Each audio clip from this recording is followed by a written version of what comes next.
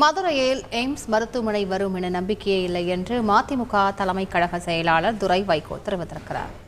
இன்னைக்கு மறுபடியும் 2024 நாடாளுமன்ற தேர்தலுக்கு முன்னாடி பூமி பூஜை பண்ணியிருக்கிறாங்க. மறுபடியும் விட்டுருவானுங்க.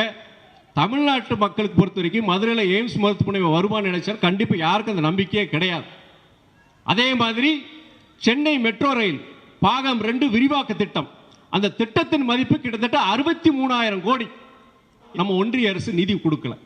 ஆனா அந்த வேலைகள், அந்த திட்டப்பணிகளில் தொய்வு ஏற்பட்டக்கூடாது, தடங்கள் ஏற்பட்டக்கூடாதுன்னு சொல்லிட்டு இந்த நிதி நெருக்கடியிலையும் நடப்பு வருஷம் 9,000 கோடி நம்ம தமிழக அரசு ஒதுக்கி இருக்கு.